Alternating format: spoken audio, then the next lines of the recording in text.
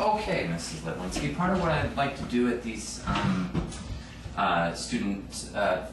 teacher conferences is go over standardized testing, because it's something that sometimes parents don't understand the impact of standardized testing, why the students take it, how they take it, how their grades are reported, and what that means to everybody. So obviously the first question is, how do they really affect my child, and what are they, right? Well, they're important because not only do they show you what your child is doing in terms of the standards that they're being tested on, which I'll explain in just a little bit, but they're also important for how schools are recognized by the state, and they're used to compare schools to each other. This is what's called accountability, which you may have heard quite a bit in the news about. Schools are worried about being held accountable for their performance. Well, the standardized tests give the state an opportunity to see which school is performing better based on the content standards that are being tested compared to other schools. Mm-hmm.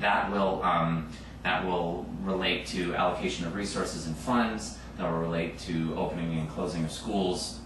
And so ultimately, taking these tests is important not just for your own information as far as how well your student is doing, but also your student scores sort of affect the overall impact on their school as well. Do I get their scores? You will get their scores, yes. They'll be issued through the school, and then you'll be able to see what they are. And we'll talk about how those scores are reported in just a minute as well. So the overarching institution that runs this is the Standardized Testing and Reporting Program, or STAR program. So you may have heard of STAR tests. Mm-hmm. Well, STAR tests use a variety of tests, including the CST and CMA, California Standardized Test, and the California Modified Assessment. Your child's going to be taking the CST because he doesn't have any special requirements, either through disability or language. But the CMA and other tests that are under the STAR program are out there to make sure that the students are tested within their own ability based on legitimate disability and language issues. Okay? And they're used to correlate a variety of standards tests throughout California. So STAR testing is what collects all of California's scores from all the students of all the schools in all of the public school districts in California, and sort of organizes them and presents them to the state using statistical methods to sort of take those scores to be able to compare them. Right. We'll sort of talk about how that happens. And one of the first questions, of course, is what are they being tested on? What content is on there? Well, the content is directly taken from the state-adopted standards, which is what's being taught in my classroom and in every public school classroom throughout California. And these standards are actual content standards in language arts, mathematics, science, social studies, art, PE.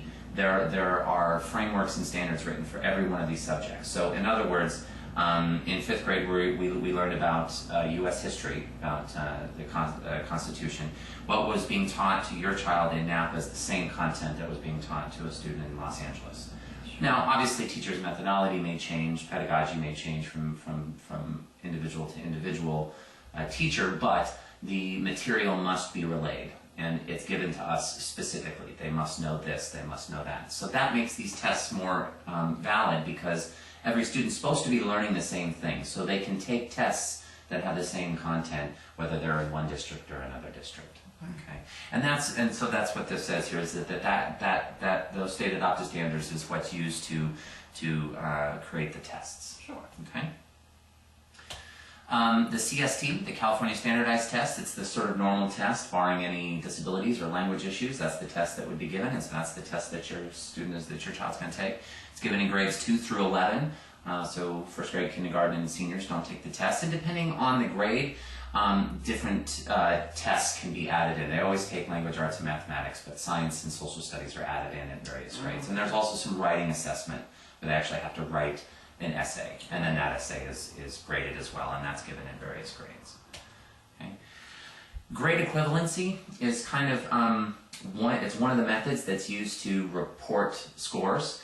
It's kind of what's used most here in Napa. Different districts will kind of get their scores reported in various ways. A lot of it has to do with sort of complex statistical methods using like normal curves and whatnot.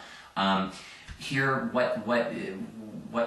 the score that you're going to see on the sheet of paper that you get for your student is going to be a scaled score. And what a scaled score is a score that has taken the raw number of correct answers and turn that into sort of a broad score, a score that doesn't relate to that specific test, so that tests that aren't identical can be all compared to each other. Because for security reasons, different students are given different tests. And so those tests may have different questions on them, relating to the same material, but different questions, if you follow me.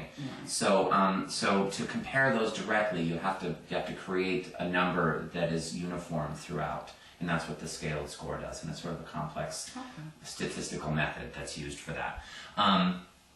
For grade equivalency, that scaled score would then be presented to you saying that students across the California school districts are scoring within this percentage in this grade. Right. Okay. So if your child is performing in the 80th percentile of grade in the grade equivalency, that means that they're performing 80, that their score of 80% is within that grade, right? It's within 5th grade.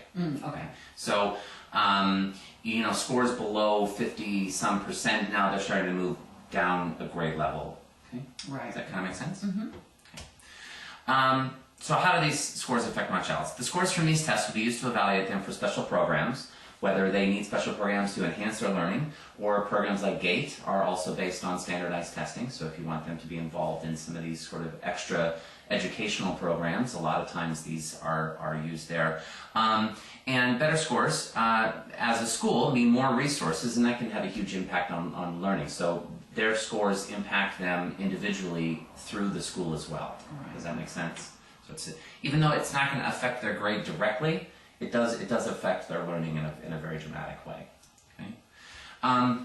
What I have for you here is presented by the state. Okay, and this is given just to sort of answer some questions. It talks about what is being given. So in grade 5, we're going to do English, language arts, mathematics, and then the science test is given in grade 5 as well.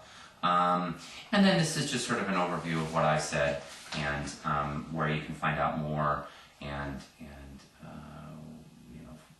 what question format is found, things like that. So if you want to help your child prepare for it, that's fine. Generally, we are not. It's not a situation where we're going to have test preparation. It's supposed to just be learned through the content material given in the classroom. Old test questions are released as they become obsolete. Not necessarily obsolete, but as they're not used anymore in the tests, and so we can sort of help them figure out how the questions are going to be asked. But ultimately, it should be material that they knew.